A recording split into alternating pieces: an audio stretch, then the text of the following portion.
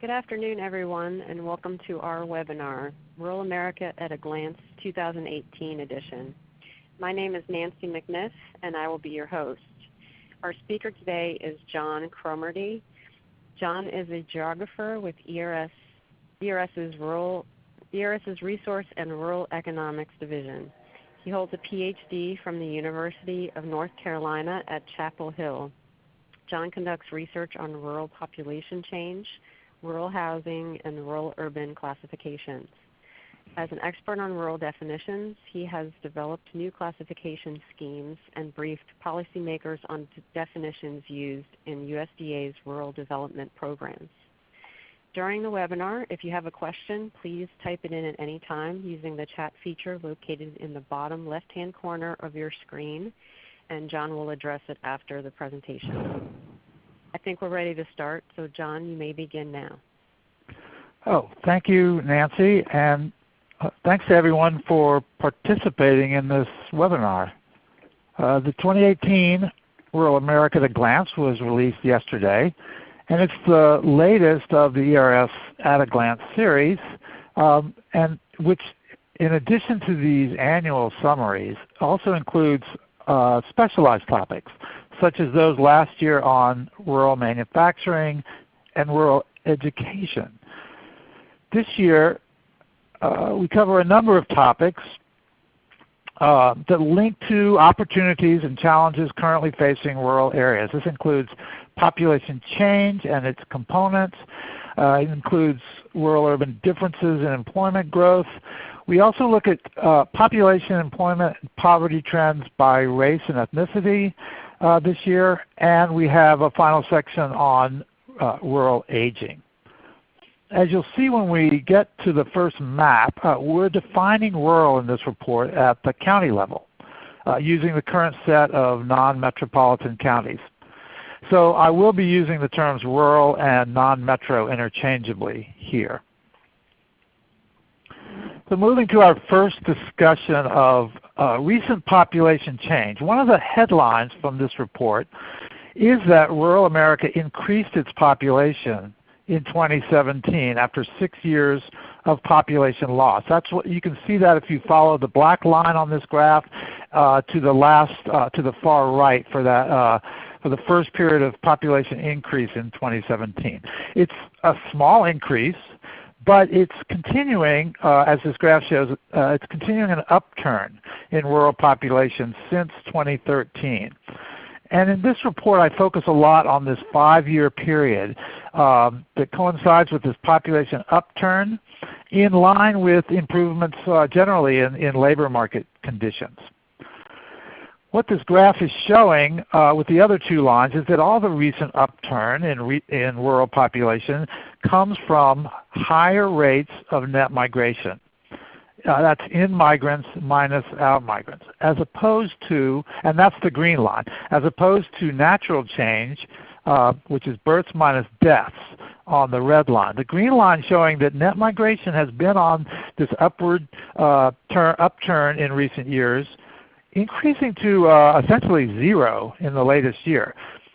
But during the same period, population growth from natural change, births minus deaths, that's the red line, continued this long-term downward trajectory due to a lot of things, due to lower fertility rates, an aging population, more recently to increasing mortality rates among some age groups. So with natural change projected to continue this decline, it's easy to see how future population growth in rural America will increasingly depend on positive net migration. So how does this trend look at the local level?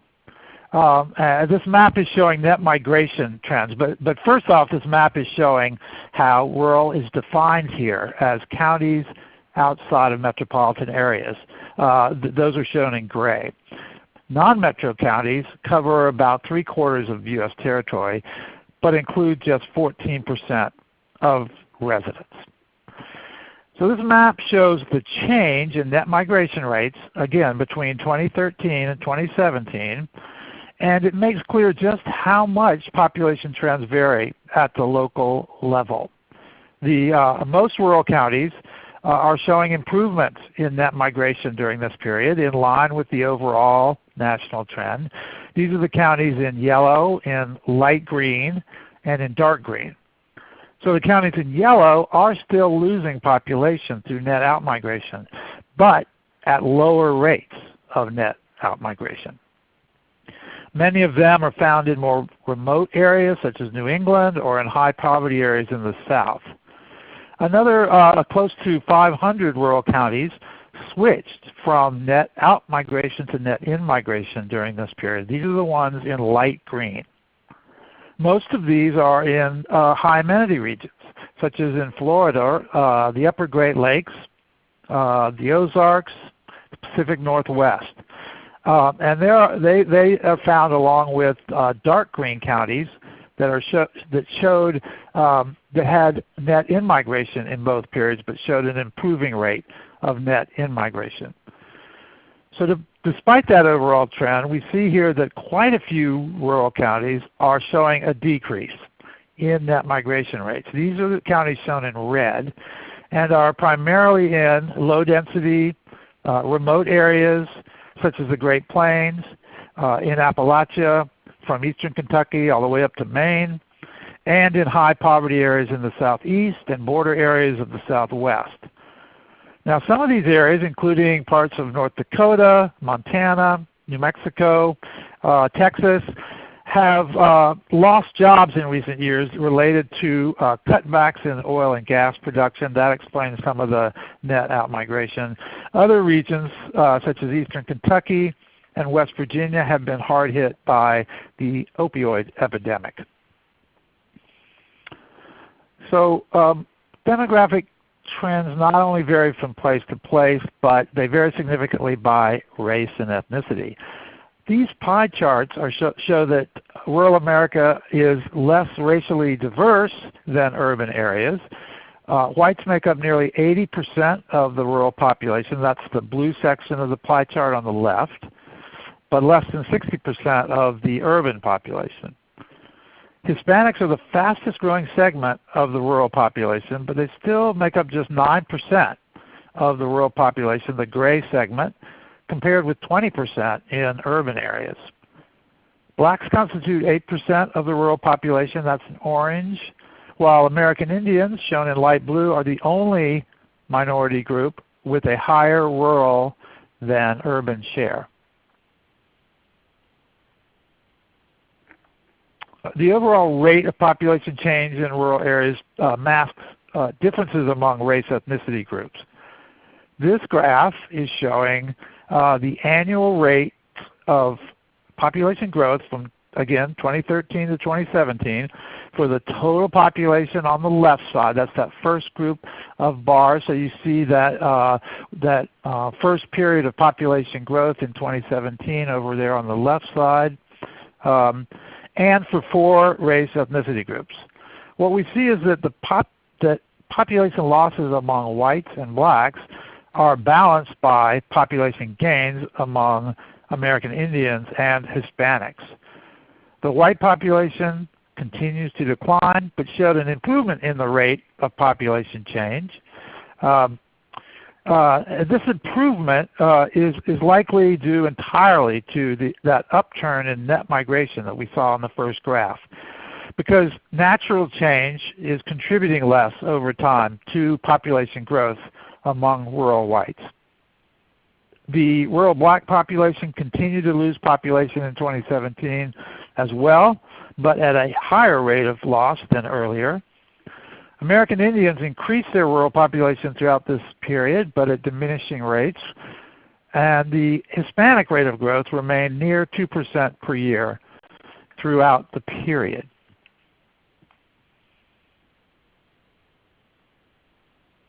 Moving now to look at employment trends. If we were looking at unemployment trends, we would see that the rural unemployment rate has declined quite a bit during this decade, by more than half in fact. And this is very similar to the urban trend. But that's not what this graph is showing. What it's showing is employment change. And it's employment change relative to the employment level in 2008. And this is painting a very different picture. Urban employment has grown steadily at 1.6% per year since 2009, while the rural employment rate has grown at about 0.5% per year, so much slower. So why do we have this mismatch between declining unemployment in both rural and urban areas, but much slower employment growth in rural areas? This table shows that it's partly tied to differences in population trends. So here we are dividing employment growth into portions corresponding to three factors: the change in population overall, and this is for people aged 16 and older. So the change in the overall population, change in labor force participation rates, because not everyone is in the labor force, and changes in the unemployment rate. So in non-metro areas, and this again is covering the period, the last 5 years, 2013 to 2017. And in non-metro areas during that period, the unemployment rate fell from 8.5% to 5.5%. And what this table shows is that would have corresponded to an increase in employment of roughly of 622,000 if the size of the labor force had remained unchanged. But the non-metro labor force did change, and one way it changed is that the population grew older and lots of baby boomers started retiring. As a result, the labor force participation rate dropped considerably, and this corresponds to a reduction in rural employment of 277,000 during this period. So rural aging, along with other factors, offset almost half of the employment growth that would have come from the falling unemployment rate. The table shows that metro areas also saw a decline in the labor force, but this offset a much smaller percent of metro employment growth. And we have very little change in rural employment associated with population change, and that's because population change was close to zero. In metro areas, by contrast, population growth corresponded to nearly 6 million additional jobs, and that accounts for more than half of the total employment growth. So these demographic factors help explain why rural employment rate has been able to fall without a matching increase in employment growth.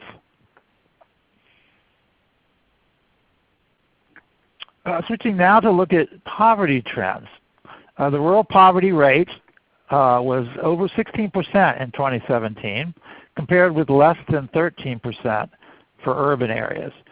The rural poverty rate fell 2 percentage points from 2013 to 2017, and that's what this graph is showing. The first group on the first blue and orange bar on the left is for the total population, and it dropped 2 percentage points. That translates to almost 1 million fewer residents in poverty in just 5 years. However, urban poverty rates, it's not shown on this graph, but urban poverty rates declined at a higher rate, causing an increase in the rural-urban poverty gap.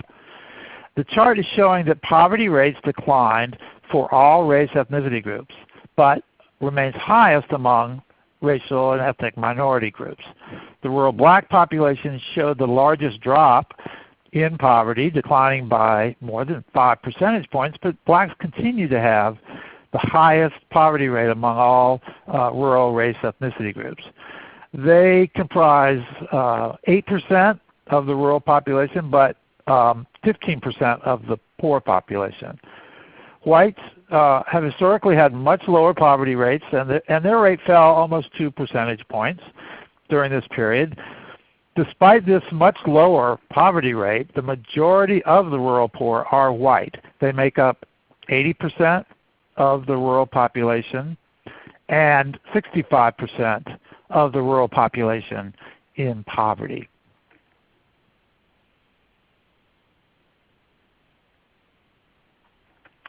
Our last section is on rural aging.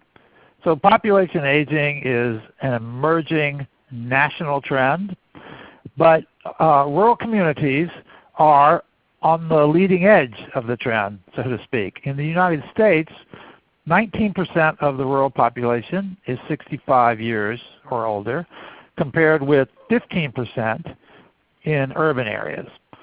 And rural counties, which is what this map is showing, rural counties make up 85% of what I call older age counties, those with more than 20% of their population age 65 and older or older. Many rural areas don't always have the sufficient capacity to address many of the growing challenges associated with aging. So what this map is showing is that very different population trends lead to rural aging. So there are different pathways to become an older age county. On the one hand, many rural counties grow older as a result of retiree attraction or attracting older age migrants. Usually this is to more scenic destinations. 1/3 of the older age counties, and they're shown here in blue, are classified by ERS as either retirement destinations or as having recreation-based economies. And you can see these in the Upper Great Lakes, in Appalachia and the Ozarks, in Texas Hill Country in the center of that state, and throughout the Rocky Mountain West. Most of these counties have seen an upturn in their population growth caused by higher net in-migration since 2013. Another set of counties grow older for a very different reason, due to chronic out-migration, because out-migration consists overwhelmingly of young adults. The loss of young adults and, in effect, their future children leaves behind an older population. It's often referred to as an aging-in-place population. Again, another third of older age counties are classified as persistent population loss counties, and these are shown in green. They are primarily located in the northern Great Plains and the Corn Belt, and many of these counties saw decreases in net migration since 2013. So you have these very different processes. You have retiree in-migration, you have young adult out-migration. They overlap in some places, but this map shows that they are very distinct regional patterns associated with these trends, and that these patterns also reflect differences in rural well-being and in economic development prospects. For instance, older age retirement and recreation counties have larger populations on average. 18,000 people for the average retirement county, compared with less than 6,000 people in older age persistent population loss counties. The persistent population loss counties are also more remote on average. And these differences can affect socioeconomic outcomes, and they come with policy implications for programs serving the needs of older populations. Issues like transportation and health care, access to retail services and other needed services, these are generally harder to access and maintain in areas that are more sparsely settled or more remote, where these population loss counties are concentrated.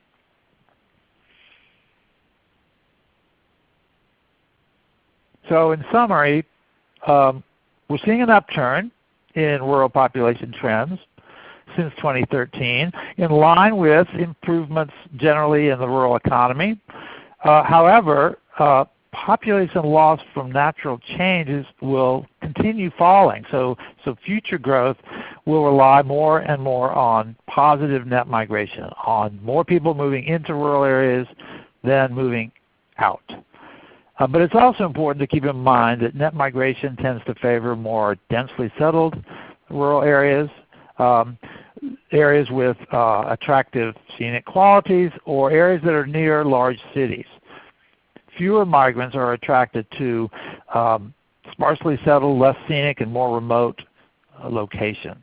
And this sort of compounds economic development challenges in those areas. And then you have aging and other demographic factors which are slowing rural employment growth, as we saw, by reducing the size of the potential labor force. And finally, rural aging is happening in different places for very different reasons. And these differences affect rural well-being and economic development prospects. So thanks very much for participating, and I'm happy to answer questions or try to answer questions. Thank you. Thank you very much, John. As John said, we're going to take some of your questions now. Again, if you have questions, you can type it into the chat feature at the bottom left-hand corner of your screen. And we already have some questions for you. The first one is, what is your definition of rural counties, and does that vary from your non-metro definition? No. As I mentioned at the outset, I was using the terms rural and non-metro interchangeably in this presentation. I'm sorry if that's confusing. So non-metropolitan areas are outside of the commuting range basically of cities of 50,000 or more. And this is a definition that is set by the Office of Management and Budget and is used as a sort of standard way of defining urban labor market areas and the areas that fall outside of those larger cities.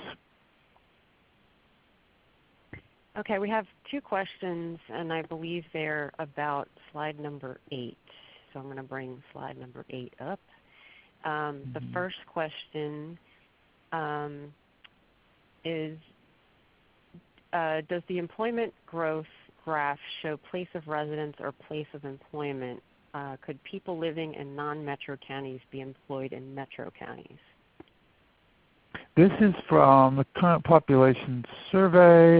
This is from the Laos data, and I do believe that is based on place of employment. So you're right that there will be some differences. There would be slight differences if we were to show this chart by place of residence. So does it affect to some degree what we're seeing here? Yes, but I don't think it is a large effect. Okay, and the second question is, this person was curious about how metro and non-metro seemed to decline similarly during the recession, but then diverged after the recession. Can you comment on that at all? That's a very good question, and it's a pattern that we've seen in the previous two recessions as well. So there is this tendency for the recession to have a similar impact nationwide, so that all areas in a sense share in the downturn at a similar rate. And yet the recovery seems to be where those spatial differences really manifest themselves. And boy, I don't have a really good set of factors why that would be the case in terms of why that is. But I do know that that is a pattern that we saw in the early 2000s as well, during the recession that preceded this one, and in the 1980s. Yeah, it's during periods of recovery where rural areas tend to lag behind metro areas. And I'm afraid I don't have a good explanation for why that would be. Interesting question. Okay. Another question about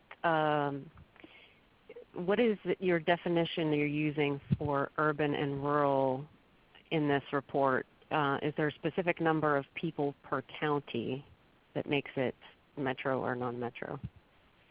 No, it doesn't have to do with the number of people in a specific county. It has to do with whether or not you're part of the larger labor market region of cities of a particular size. And in this case, the threshold divide is between cities that are 50,000 or more and those that are less than 50,000. So non-metropolitan territory will include urban areas up to 49,000 people. And so that's sort of the key cutoff between non-metropolitan areas and metro areas. And the cities are defined sort of as broad labor market regions or commuting sheds. Metro territory includes suburbs fairly broadly defined as well. So that's the key cutoff. It does not have to do with the actual population size of any given within the county. And a similar question has to do with the definitions for the racial definitions or ethnicity definitions. For example, how is Black defined in the racial definitions? Is that expansive to include potentially African immigrants or people with Caribbean heritage? Oh, certainly. This is based on census questions, and this is a self-identified race and ethnicity categories. And the ethnicity question is simply asks whether you are of Hispanic origin or not, and that has very detailed sort of geographic components to it, including people from Mexico, Central America, South America, Caribbean, and that's a separate question from the race question. So you can be you can have different race categories for non-Hispanics and for Hispanics. And for most of this analysis, we are looking at the race categories are those that say that are not of Hispanic origin, and then the Hispanic population can be of any race.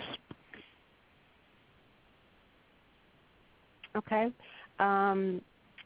We have another question. The distance between rural and metro for economic development and employment continues to grow. At what point does this become a concern regarding equity of public services?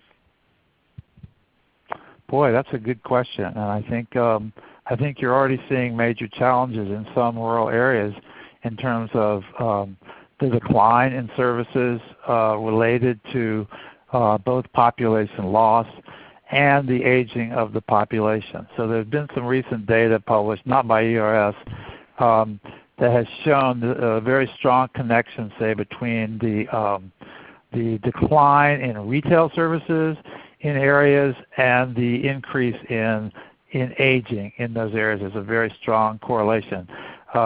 And this gets to a lot of those areas that are aging because of out-migration of young adults, and is associated and are areas of population decline. And that process makes it really hard to maintain needed services such as in health care and other social services. Okay, we have another question. Do you have geographic trends of the highest Hispanic in-migration? They're assuming that it's correlated with agricultural type industries. Mm-hmm. In for the last 30 or so years, there's been a very high level of in-migration to very specific, to areas, rural areas with very specific sort of industrial profiles. And that a lot of it, for instance, is related to food processing, especially meat packing, and yes, sort of those agricultural related manufacturing industries. They have been the areas in the Midwest, in the Southeast, related primarily to meat packing, but to other sort of low-skill, low-wage manufacturing concerns in regions throughout the country.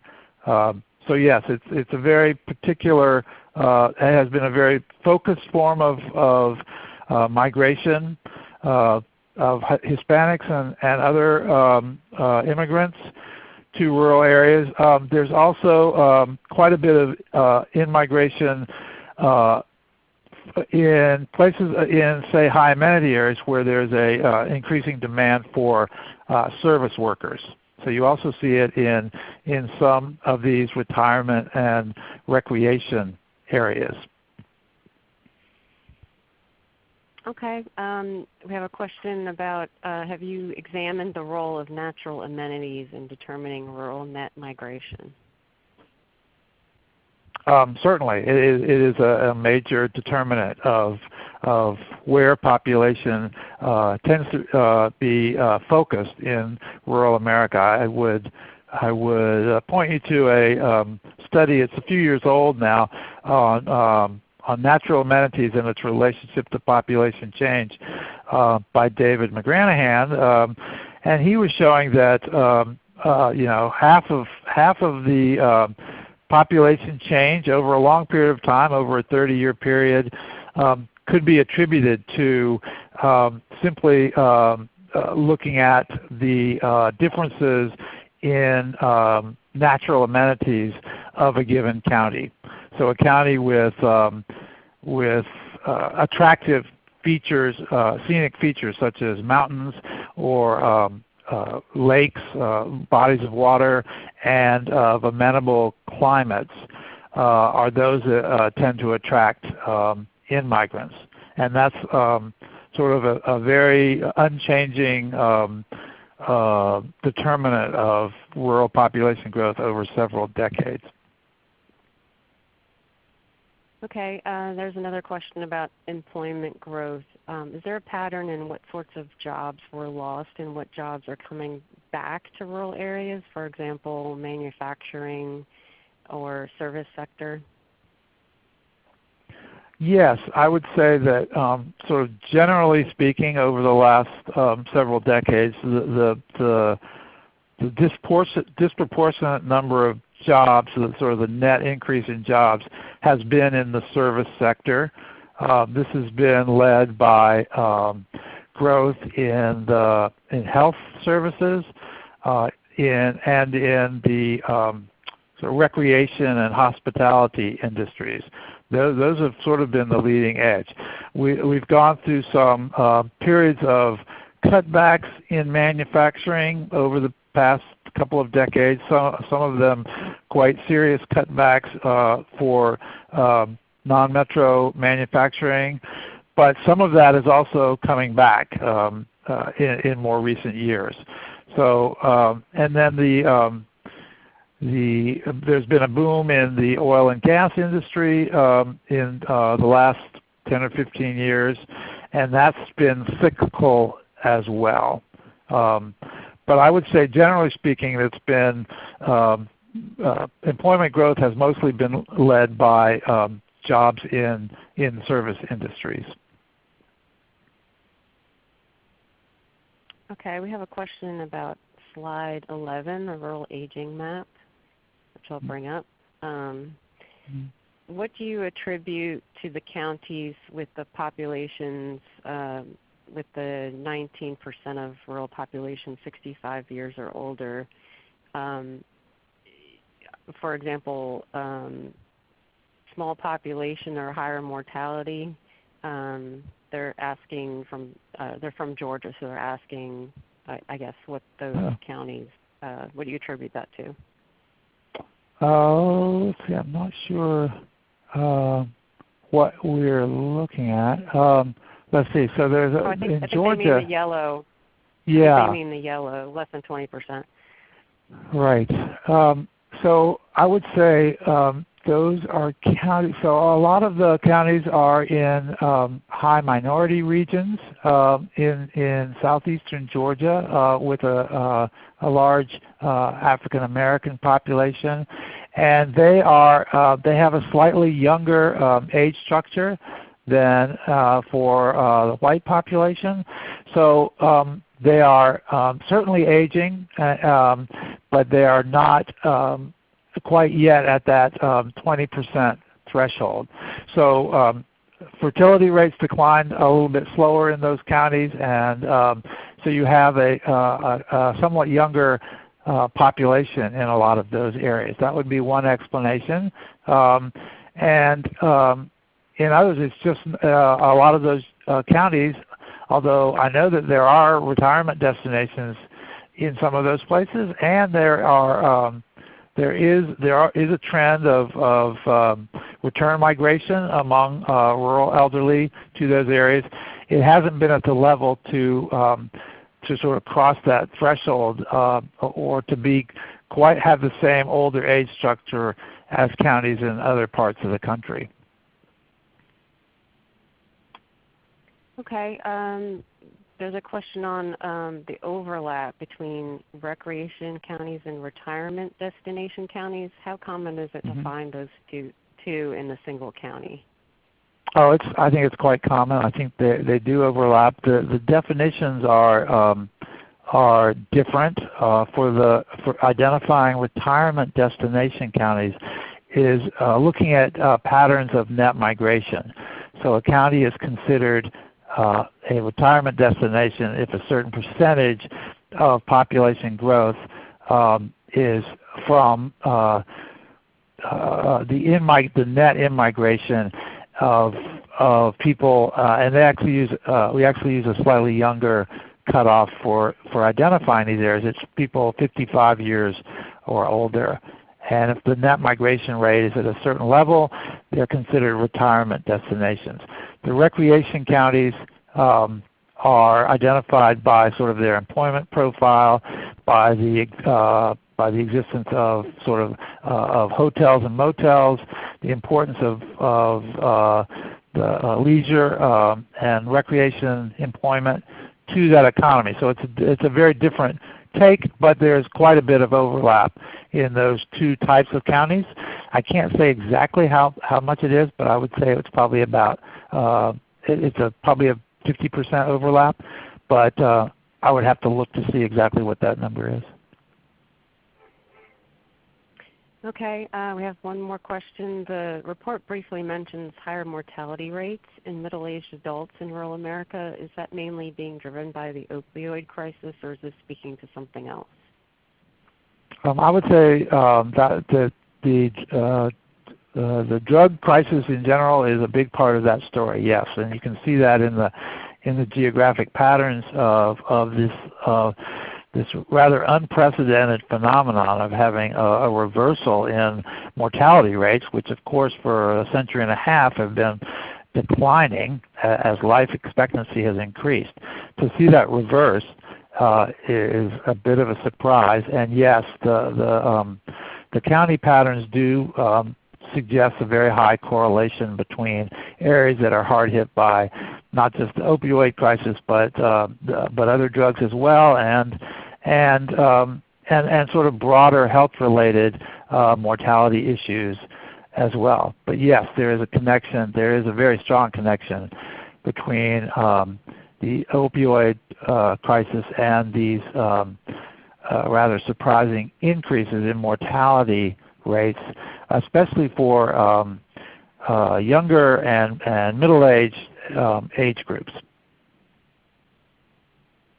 Okay, we have just one more question. Are migration rates affected by geographic closeness to metro areas? For example, counties along the East Coast are more clustered. Does this lead to higher net migration in and out of these counties as opposed to, say, the Midwest or Western region? Yes, absolutely. I mean, you can think about how suburbanization works for one thing, or the development of sort of exurban trends. That happens in rural counties. So you do have that impact. A rural county that can access the amenities that are found in urban areas, not just jobs, but shopping and cultural amenities, they have an advantage over more remote counties, and are usually we see that they're able to retain their population more successfully, and they attract new suburban development, new people moving in. A high amenity county, say a county with a nice lake, or something attractive scenic qualities, will develop more, will attract more people if they're closer to a city than the same county located 100 miles from a large urban center. So that access, that proximity to large cities does make a very big difference in terms of population change. Thank you, John. That is all the time we have today for questions. Thank you all for joining us. I just wanted to remind you that this webinar was recorded and it will be closed captioned and posted on our website at www.ers.usda.gov/multimedia. And thank you all again, and have a great day.